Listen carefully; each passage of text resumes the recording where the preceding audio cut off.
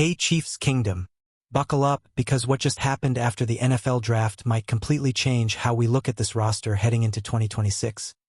And trust me, not everyone lost in this process. Some guys, they just got a major boost without even stepping on the field. We all expected chaos, right? New rookies, new competition, jobs on the line. But what if I told you that a handful of Kansas City Chiefs players actually walked away from draft weekend as big winners? And here's the twist. While the spotlight was on the new names, the real story might be about the guys who didn't get replaced. Let's break it all down, because this could shape the entire future of the Kansas City Chiefs offense and defense. The NFL draft is always a nerve-wracking moment for players already on the roster. Every pick can mean pressure, competition, or even a ticket out of town. And heading into this year's draft, there were some serious question marks hanging over multiple positions. Fans were asking, would the Chiefs reload the offensive line? Would they bring in new weapons? Would they shake up the defense? The uncertainty was real, and the rumors were flying everywhere. But once the dust settled, the story flipped. Instead of replacements, some players found themselves in stronger positions than ever. And that's where things get really interesting for Kansas City Chiefs fans. Let's start with a name that was right in the middle of the storm. Jalen Moore. This guy couldn't escape the rumors all offseason. Analysts were convinced the Chiefs were going to replace him at right tackle. It got so loud that it almost felt inevitable. Mock drafts, insiders, speculation. It all pointed to Kansas City making a big move on the offensive line and pushing Moore back into a backup role. But guess what? That move never came. And now, Moore is sitting in a position nobody expected. Locked in as a starting piece on this offensive line with everything to prove. Think about how huge that is. Instead of fighting for a job, Moore now has a clear runway to show the entire league what he can do. And with his contract situation coming up, this isn't just about the Chiefs. It's about his future. This is a contract year opportunity. Every snap, every block, every performance matters. If he delivers, he's not just securing his spot. He's setting himself up for a major payday. Chiefs Kingdom, this could be one of those under-the-radar storylines that ends up defining the season. Now let's talk about another offensive tackle who quietly benefited big time, ESA Poll. Not a lot of people are talking about him, but maybe they should be. At just 24 years old, Poll showed flashes last season. Sure, there were rookie mistakes, but that's expected. What stood out was his potential, especially with his massive frame and physical presence. And here's the key. Kansas City didn't bring in major competition at his position. That opens the door wide for him to step into a crucial swing tackle role. This is where development becomes everything.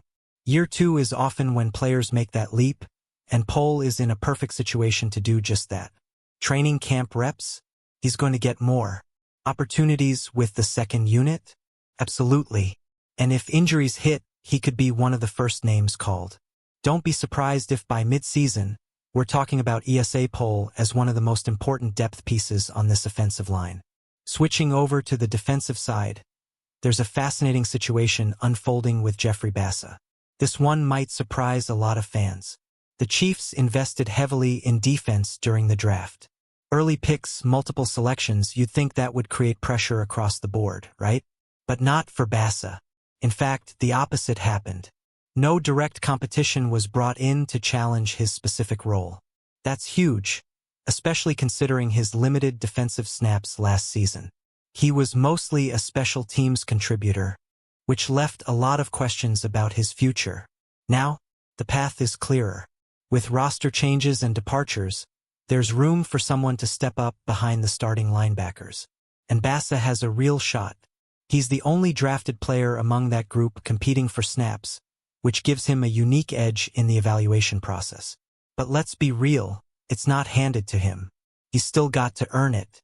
Training camp is going to be critical and every rep will matter. The opportunity is there. The question is, can he take it? Now let's get into one of the most exciting names on this list, Xavier Worthy. Chiefs fans, this is where things start to feel electric. There was a lot of talk about Kansas City adding wide receivers early in the draft. Big names were floating around, and expectations were high. But the Chiefs waited, and waited, and waited some more before finally taking a receiver late. That decision speaks volumes, because it tells us something very clear. The team believes in the guys they already have. And that's incredible news for Worthy. He's now projected to be a key piece in this offense, right alongside some of the biggest names on the team. Think about the opportunity in front of him. He's surrounded by talent, yes, but he's also in a position to carve out a major role. And here's the long-term angle that makes this even more interesting. He's the only one among that core group with a secure future beyond the immediate season. That means this isn't just about now. This is about the next era of the Chiefs offense. If Worthy steps up this season, he could be looking at becoming the guy moving forward. That's not hype, that's a real possibility. So when you step back and look at the bigger picture, this draft wasn't just about who the Chiefs added, it was about who they didn't replace. Jalen Moore, Yasay Pole, Jeffrey Bassa, Xavier Worthy. These are names that should be feeling confident right now. And confidence?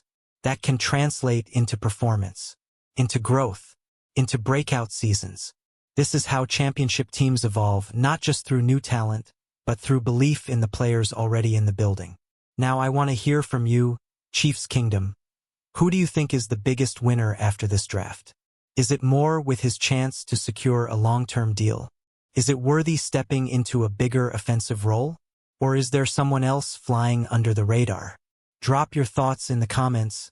Let's get this conversation going, because this offseason is just getting started.